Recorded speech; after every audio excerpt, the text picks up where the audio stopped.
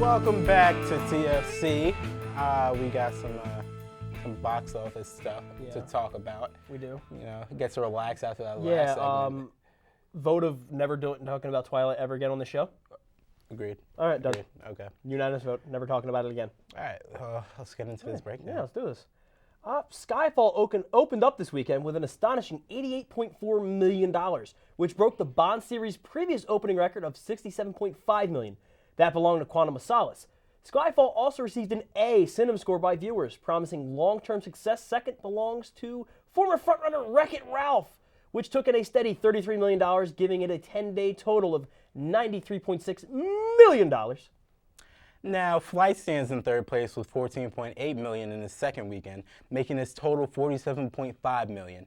In fourth place is Ben Affleck's Argo, which dropped 35% to earn $6.6 million. And finally, coming in at fifth is Taken 2 with only $4 million. The film is on par to reach Taken's first total of $145 million, which is a lot of money. Yeah, I take that. That's insane. It's kind of ridiculous how much money that is. And the fact that Taken 2 is just somebody getting taken again. Yeah, it's like everybody getting taken. He's like, they're taking us. How much money can we take from you? Yeah. That's basically what it is. And people will go because Liam Neeson is a badass. Yeah, he is. Because if you don't go see his movie, he will cut you. He will find you. And he will kill you. All right, well, let's get to some news. Tim Burton has been getting a lot of flack this year as critics and fans were disappointed at how stale his style has gotten. The Dark Shadows reboot didn't do as well as predicted, and the Burton-produced Abraham Lincoln Vampire Hunter failed to establish the literary mashup as a profitable genre. Truth be told, Frankenweenie is the only film that has worked for Burton this year. However, rumors are circulating about Burton directing a new Pinocchio franchise for Warner Brothers and collaborating with other talents beside Johnny Depp. Surprise. Shocker. Skeptics doubt that he will succeed, seeing how there is already a stop-motion Pinocchio movie in the works that Guillermo del Toro co-wrote and will co-direct. But true Burton fans have faith that this career is far from over. Following in Katy Perry and Justin Bieber's footsteps, the pop band One Direction is going to be starring in their very own movie about themselves.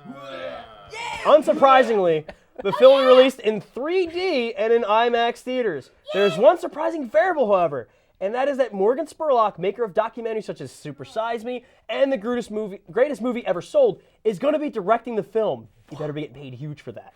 There could be many reasons why Spurlock wants to direct, but money probably is more than presumably is the main reason. The movie about the band is set to be released on August 30th, 2013. Why would you do this, Morgan Spurlock? Morgan Spurlock has sold himself out to the man. What? And the thing is, he's not even just I feel like he wasn't, well, I can't say he isn't. He wasn't one of those directors that would, just go for something just based on. He has a legit rap sheet of movies that he's done. They're good quality film. And now he's gonna sell out to One Direction. He'd be doing this and stuff as he's directing. Like nobody else, I don't know the words to this stupid song and something. It's stupid. But you're fired. Anyways. Yeah. All right, let's get to some more. It's just not. Yeah, let's get to some more news. CBS Films has closed a deal with Studio Canal for U.S. distribution rights for The Last Exorcism Part 2. Ashley Bell comes back for the lead role in the thriller that Ed Glass Donnelly directed and co-wrote with Damien Chazelle? Yeah, with Ryan Howard in playoffs. It was originally released by Lionsgate and brought in $68 million worldwide, but the new film will be released on March 1st of 2013. Bananas. Yeah. It's The Last Exorcism. You don't need another one.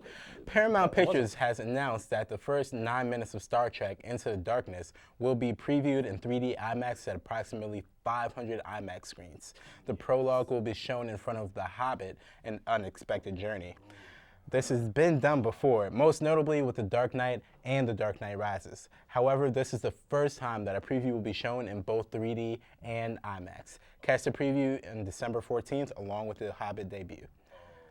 That's awesome. Yeah. I'm really excited for a Star Trek movie. I have not seen the first one. I'm more of a Star Wars guy. I'm a Star Wars guy, man. That's fair.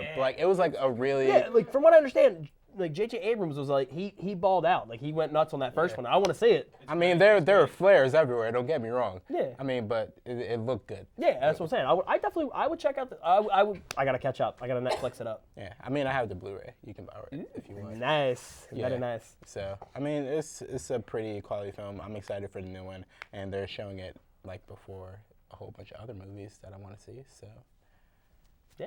excited. Yeah. It's got to be done. Oh, hold on, wait. Can we go back? Can we talk about the documentary on One Direction one more time? Yeah, let's do that. Why? I don't understand why every single pop star Has is to get a trying- documentary. Like, no, that just like makes it like, oh, anybody can have one now. Like, I remember back in the day, Soulja Boy. For those of you who remember that guy. Oh dear God. He had a documentary. Worst rapper ever. I mean, granted, it went straight to DVD because who would want to see that in theaters? But like, just anybody feels like they can have a documentary now, and I feel like that takes away, From documentaries. the impact of it because it's supposed to be like either people who are important or like topics that are important, and it's just like. And Soulja Boy Tell Him is not important. He came up with what? A crappy song and a stupid dance?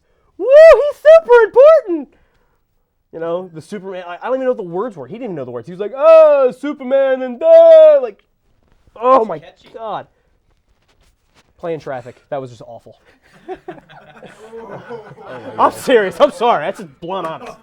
All right, well, that's it for this episode of The Final Cut. I'm Josh. And I am, yes, very.